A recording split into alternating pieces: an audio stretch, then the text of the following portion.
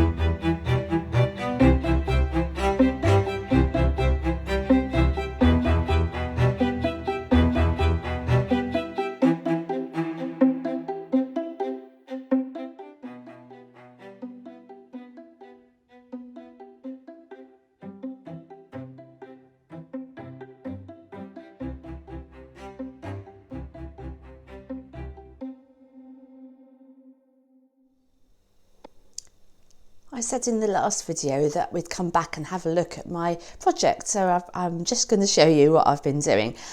Just to recap, in case you didn't see the last video, it's actually meant to be an advent calendar, but I didn't start it till, I don't know, 15th or 16th of December, something like that. So it was never going to be finished by Christmas Eve. So I just realised actually quite quickly that I didn't really need that. And the idea of it is, just again to recap, I'm sorry if you heard this before, but it's a kit, and it's a very good lesson to me because I was always quite scornful, is probably too strong a word, but I always thought something like a kit wasn't for me. I could just make up my own things. I do make up my own things. I have lots of ideas. I've got lots of materials, you know, all those kind of things. But actually really is a place for something which you haven't got to think about. It's just meditative. And there's something that builds at the end, especially at this time of year when things can be quite busy for a lot of people. But anyway, for me, it was more a case of having this project and feeling it was something which was to do with Advent, but it's actually probably how it finished by Old Epiphany, which we'll talk about probably nearer to Old Epiphany because we're not there yet. Anyway, I'm focusing here on the book thing that came with it, the instructions. But the idea is that every day, I can't show you the patterns because I've cut them out for the days that I've had already. There's a pattern, there are pattern pieces. And tells you exactly what to do, exactly what colours to cut. You know, everything is kind of spoon-fed to you, which I'm actually really enjoying. Which embroidery stitches to use. Again, I'm learning stuff because I'm learning different embroidery stitches, which I never really do that kind of thing. It's not really my general thing. Anyway, since we were last here, I think before I'd done the little trees and I might have I think I put the houses on as well. But since then, another project was the other trees here and the stitches on those. And this tree has got tinsel, which is like silver. I don't know whether it shows on the video, this is metallic. But I had to remember how to do this fly stitch, for example. And then it's Christmas Day. Well, for me it was Christmas Day, when I turned the page over, just at the end of Christmas Eve, I turned over the page to see what the next day would be. And actually that reminds me, I don't think I recapped that the idea is you have this elastic band and the pages that you haven't done, the ones you haven't done, you keep them covered and you only open it. Well, it should be every day, but for me, it's when I finish one, I then look to see what the next one's going to be. And so when I turned it over, about, I don't know, can't remember when, after midnight probably on Christmas Eve, I discovered that the one I was going to have for Christmas Day was this squirrel playing a cello. And you can see I had to do these metallic I think it's called Lazy Daisy stitch on the tail, and it was quite fiddly, as you can probably see. I was really quite proud of myself doing the embroidery and everything. It had an emotional resonance for me as well. It was strange as it had come on that day, because my late husband, who actually died on a Christmas day, so it's obviously quite a time of remembering for me. He had a cello. He played the cello when he was younger, and there was a beautiful cello that lived upstairs in our house, and until he died. I passed it on to another family member, but it was an old cello that had belonged to his grandmother, and she had been a cellist, and I think it was an 18th century cello. It was a named London manufacturer, if you call them manufacturers of cellos.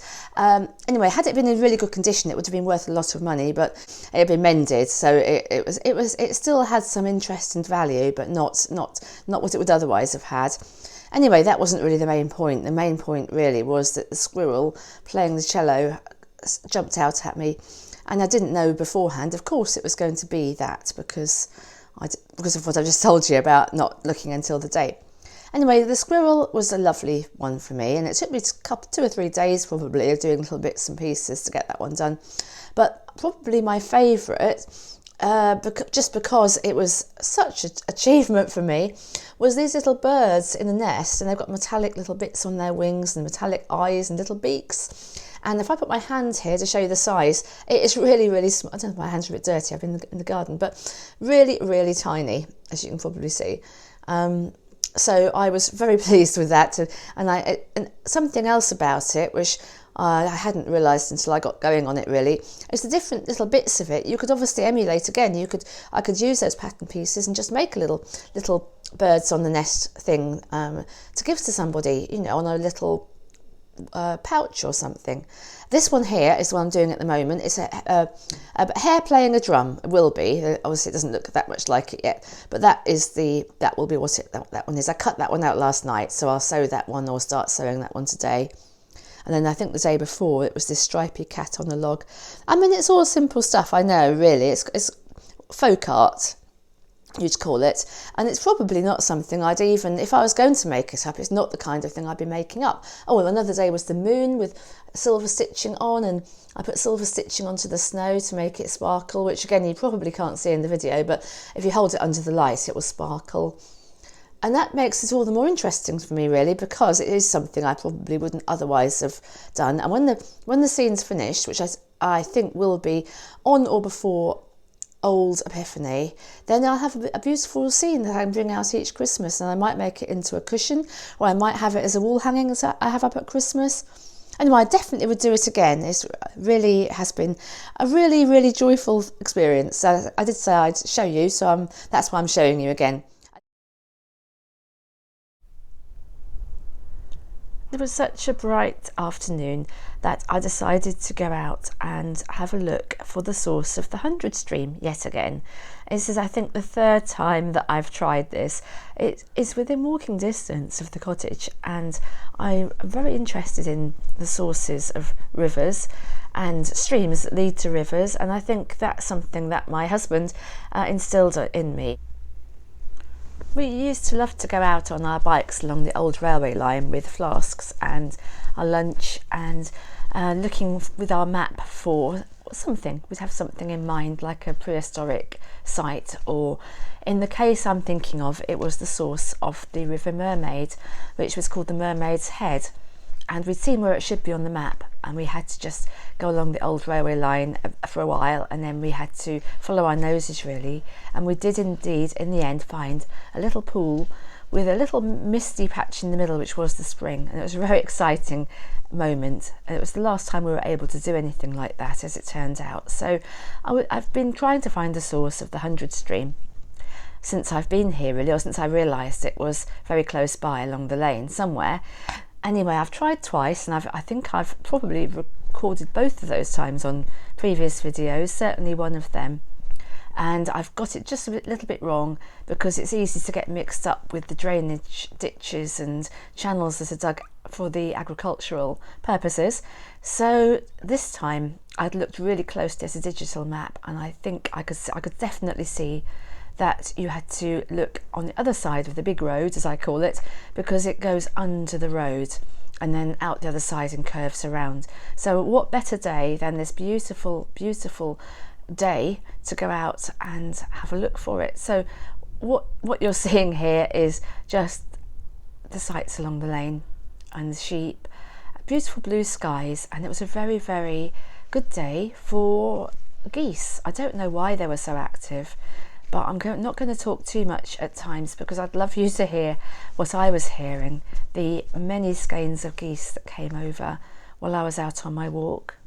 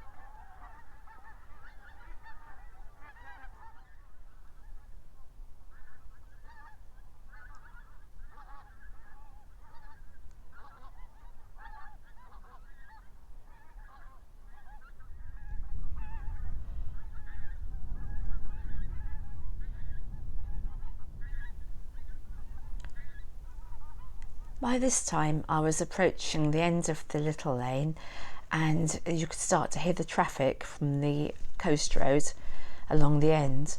The cottages you can just see in front of you are the ones that the tiny start of the stream curves around, and then it continues to begin with actually along the line of the lane we've just been walking along.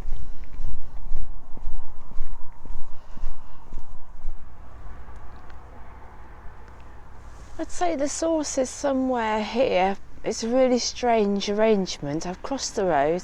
You can hear the road's quite busy. It's the coast road that leads to the sea, which is not surprising on a sunny day like this, a bank holiday as well. But there's a really strange arrangement here where we've got the fences of the cottages here, which I just walked down beside, and the road's in front of me here, so I've crossed over and come round. And then there are trees, and then there's fields. So I suppose what I'm saying is it's a really odd, it doesn't seem to make any sense. It's not private land where I'm standing, or at least nothing to say that it is. It's not part of the cottages or anything, and yet the field starts here. So this little bit I'm standing on is almost like no man's land. There's a little road that comes round to it, which I'll show you in a minute. I'm on the way back out again. So unless I find something else which tells me differently over on the other side of the road, which is where I know the source should be, then I think I'm going to think it was just here. I think I found it, the source of the 100 stream, which goes from here, this little trickle wherever it may be, because I can't see any actual water, but I know it crosses the road, and it's somewhere on the other side here. It's quite muddy here, but then everywhere's muddy at the moment, so I'm sure you've seen on the way. I'm going to think I found it anyway, and it goes from here as a small trickle to start with, and then it becomes a bigger trickle, and it becomes a stream, and then it joins into the canal, and then it joins into the River Ant, and then the Barton Broad, and then the River Ant again on the other side, and it keeps going and going until it reaches the Bure and the Yare, and eventually it comes out in the sea. Right the way from here to the sea, and not the sea near here, but the sea right down on the far east of Norfolk at Great Yarmouth, which of course Yarmouth is Yare mouth, the mouth of the Yare. I shall just walk a tiny bit further in case I'm missing something, but I just think that very strange arrangement there probably signified something that I have not seen before. And in fact, this little lane here, I've never been down this little lane before. It doesn't go anywhere that I would normally go, which is why it's all new and all an adventure. I've come just a little bit further just in case, and it's really hard to tell because the fields do have water around the edges. They are ditched, they have drainage channels, you can't really be sure, but I do think that arrangement. I'll just show you back towards, I'll just maybe make it bigger. There we are. They're the cottages where I was to start with, and you can hear the road quite loudly. And you can kind of see that wooded little bit around this side of the cottages, and that's where I think is maybe something. It's a bit of a detective thing. You can see it on Google Maps. I'll try and see if I can find a way of showing you that. Maybe I can do a screenshot or something like that. So you can see what I mean. But I have come to the side of this field, and it's a little bit interesting as well that you can see this ploughed field, and there's quite an area here which has just been left. And I know obviously farmers do leave the edges of fields, but it's a big area, and where there's a ditch at the edge, it widens out here, and you can see the reeds, beautiful Norfolk reed and willows, and indeed this is all water here. This is like a pool.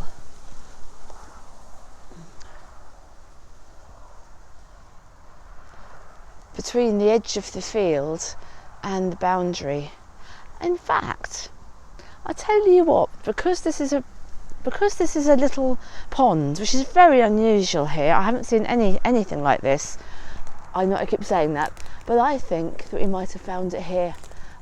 Because it's a little body of water just at the edge of the field. So why shouldn't that be a spring? The 100 stream must start as a spring, as they do. And because I think I found it, and because I can come here anytime, it might be private land, but it is not labelled as such. It doesn't look like private land, other than it is a farmer's field. But I mean, it's not one of these farmer's fields with a keep out kind of sign on it. And this edge part, this edge area, it's not, I'm not standing on crops or anything. It is just fallow. You just step straight in, and I haven't come through a gate or anything. Just step straight in. So I think I shall come back here, and I think I'm going to call this the source, and I think that I'm going to give it a name. Now I know if you've watched my earlier videos, you'll know I've been here before. I thought I'd found the source on the other side of the road and in my own lane, or just off the lane, in fact. But some time back, last spring. But it was since then that I looked at a map more closely, or saw a better map in fact, and you can see quite clearly that it does continue over the road, and you can see it curling around and then stopping. So it's so lovely. Can you see the water just shimmering beyond the willow? It just feels a really special place to me. You know how you can sort of feel special places, and I'm going to call this it. So I'm really excited now that I've actually found the source of the stream, and you were here with me when I found it. I had not found it and then come back to show you. This is it. You're seeing it live. You're seeing it now. 2nd of January 2023, and this is going to be quite a special place. The only thing about it against it is, as you can hear in the background possibly, that it's busy with cars. You can hear cars, but it is Bank Holiday Monday, and I don't think that during the week, on a sunny day during the week, no, not at rush hour or anything, I think this will be a lot quieter than this. It will be somewhere, I'm not saying it's somewhere you'd come and reflect for hours on end, but it's definitely somewhere you could come and just sort of, come and see the water spirits, spend a little bit of time, have a cup of coffee, something like that. Honour the source. And speaking of having a cup of coffee, I've actually brought my flask with me, although it's not coffee. It's something called vegan cup, which is quite nice for a change. So I'm going to have that now. I'm going to sit right where I am, facing the water, and I've got a little mat to put down because it's, as you've seen all the way here, it's pretty damp everywhere. But where I am here, right here, there's some dry leaves few brambles, but my little mat should help with that. And I'm just going to have something now, and then I'll make my way back. So I'm so happy to have had your company during this little adventure. And yeah, I was just going to enjoy my drink now and then make my way back to the old shop.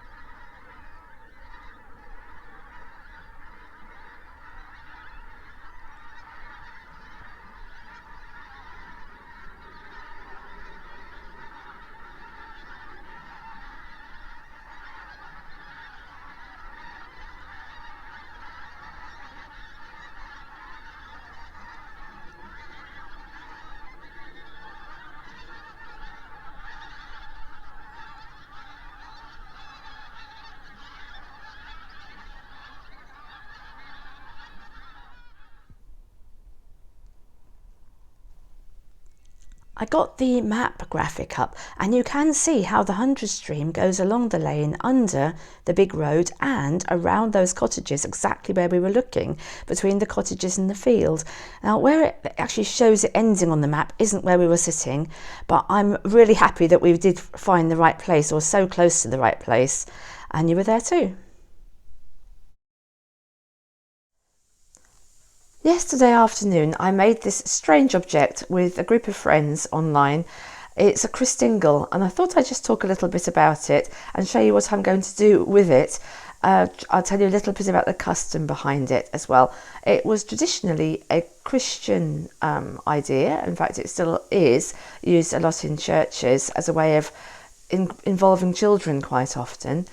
And I've just looked into its history a little bit. Although it was developed as a Christian symbol, there are ways of adapting it so that it's very inclusive of all beliefs. So I thought I'd just talk about it a little bit and tell you why I've done mine as I have done. I decided that I was going to only use things in mine that I could afterwards make into a porridge, because I like porridge, and I thought it was quite a nice way of making it something which you ingest afterwards. So what these symbols traditionally represent there's a candle, as you can see in the top, which would represent the light of the world, which you could see as Jesus, or you could see as the light coming back after the solstice. And then you can see it's all running down a little bit now. I used a birthday cake candle, and you stick it traditionally into an orange, although people have used other things, but I quite like, I had an orange, and I could put orange into my porridge, which is what I'm going to do. The origin of the Christingle is actually known. I looked into it because I hadn't known. It was introduced by a bishop in Moravia. His name was Johannes de Waterville, and he wanted a way of introducing children to Jesus, basically. And the idea of the red ribbon was Jesus's blood and that kind of imagery. But people who want to make a wilder Christingle now often say that the red is the kind of lifeblood, really, wrapped around the world, or our connection between the people of the world as well, or all the beings of the world, not just humans. I didn't have any red ribbon. I've used some red wool, which is actually some of the same wool as I've used in my candles for the when I made the Rowan dance candle that was wrapped around with a red wool around the package, which could be then used to bind hazel twigs together to make a Rowan charm. So I quite like the idea of it being like a charm, and I use cloves as well for a spice and for decoration. And because they're traditional at Christmas, when you make pomanders with cloves and orange. And then the four, well, people use cocktail sticks mostly, which I have as well, and you put them in the four directions, which can symbolise 4 directions, or it can symbolise the 4 seasons, any kind of fourfold imagery. And people usually put on sweets to represent the sweetness of life or the harvest, all good things that come from all the directions. It's so much symbolism that you can incorporate yourself if you're that way inclined. I'm just going to blow the candle out because I can see it's getting rather close to the orange, and then I'll tell you a bit more. Wow, that's quite a potent candle there. So what I thought I would do, I don't really have sweets, and I didn't think that to incorporate fruit and nuts, which is another option, would be very easy to spear on cocktail sticks, or certainly not the nuts. So what I thought I'd do is I put things on that I could then put into a porridge, as I think I probably said already. But so what I had available, because I didn't go out and get anything yesterday, I had some dates, which are medjool dates, and they're dried cranberries I had, and some raisins. And then I was going to just use root ginger, which I could have done, but I actually had some chocolate covered ginger from Christmas, so I've cut that into bits. That's what you can see on the ends of the cocktail sticks. So I thought, why not? I'll put them in the porridge as well. It would like chocolate, orange, ginger, you know, sweet dates, cranberries. So I thought it'd be quite nice, actually, just approaching Epiphany, but between Christmas and Epiphany, which is still the 12 days of Christmas. And I thought a special porridge wouldn't go amiss, and kind of ingesting the fun and friendship that was part of our making yesterday. And I wanted to show as well, I suppose, how the idea of turning something which might have been created in one tradition into something which you know you can adapt to your own spirituality, or your own ways of celebrating the year, turning of the year. So what I'm going to do now, I'm going to take all these bits and pieces off the cocktail sticks and put them into the porridge I'm just making, and then I'll show it to you when it's all in the bowl and ready to eat. And here it is, the finished porridge. So what I did was I had some oats and some oat milk, and that's all I used actually. I put in the things I showed you that were on the 4 arms of the Christingle, and I had a few bits left over that I'd been picking from yesterday, so I put them in as well. So that's why it's a little bit coloured, because the chocolate, I can smell the chocolate that came off the chocolate covered ginger, but it's got some goodness in the raisins and dates and cranberries as well. And I just sprinkled a little bit of milled flaxseed on top, because I like to add a bit of goodness to all my breakfasts. And that's it. I put it in the bowl. I'm just about to tuck in. It does smell really nice. Oh, well, yes, of course, I squeezed the orange in as well. So I'm going to, I keep saying I'm making these new traditions, but why not? So I might do this again next year as well. I haven't tasted it yet, but if it tastes nice, and I can't see why it wouldn't, it certainly smells nice. And that'll just be a little bit of mindful breakfast. So I hope you enjoyed seeing that, and maybe it will give you some ideas for traditions yourself next year, or any time of year, because this is the thing with feasts and festivals. You can really adapt them to things that are meaningful to you, and there's always a feast day or a festival that you can mark as your own special time.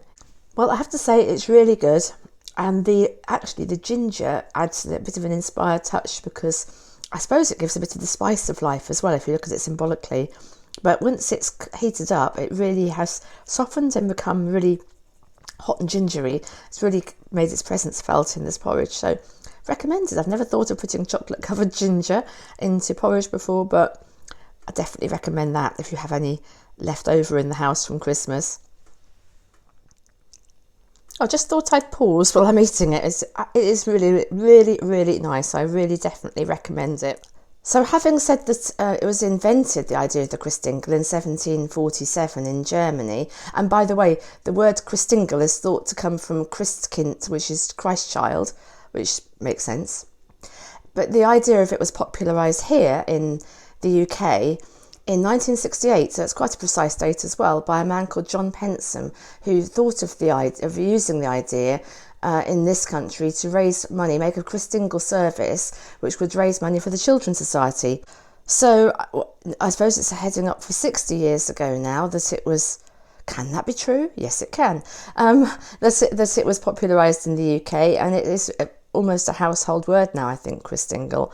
So it's been a brilliant fundraiser for the Children's Society and has become much more widely known. And I thought none of that stuff had I known before I looked it all up, having made the Christingle yesterday. So it's interesting how doing one thing can really lead you on to lots of research and finding out lots more about something that you never knew that you didn't know.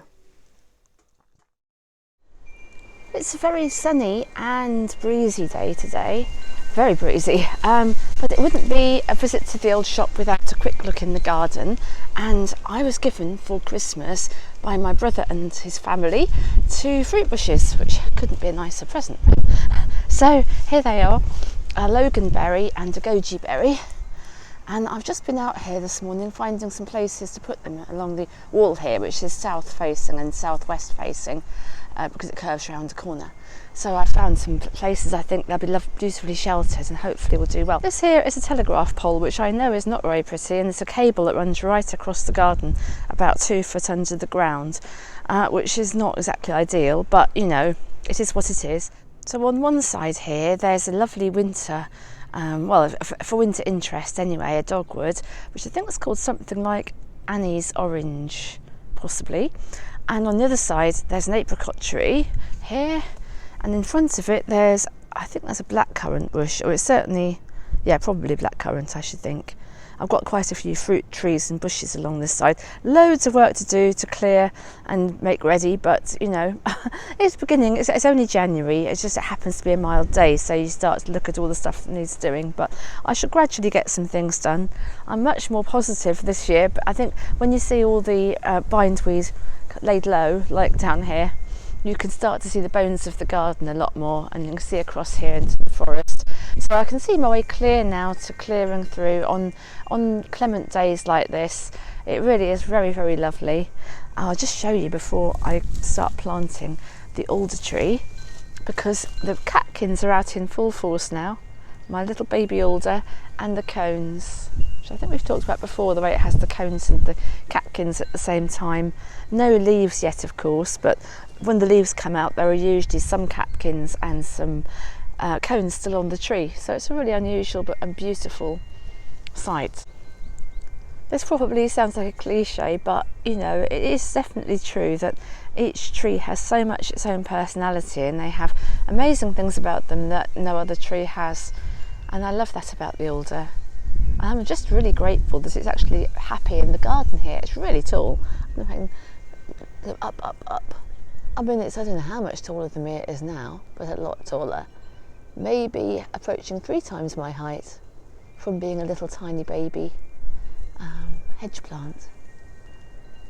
And considering it's not really a wet, I always thought they liked wet ground, but it's just not especially wet, it's just a garden. And it's got its feet under the table and is very much at home. All done, so that's the loganberry in, and it doesn't look much yet, but hopefully it will romp away once the spring comes. And the goji berry is tucked in just here, so if you can see it there. So I've put some compost around them, garden compost, and also some wood chip that I had out at the front, which is almost compost itself now because it's been there for so long. So that's just mulching it and hopefully giving us a little bit of extra nutrition as well, keeping the moisture in. Next to it here is a lovely viburnum, one of the ones that flowers in the winter, which is why I put it there. It's a kind of little winter garden area. Well, it will be one day. That's the idea anyway. So it's lovely to have that there already, and it's quite fragrant as well. So I think that's a nice picture to end on.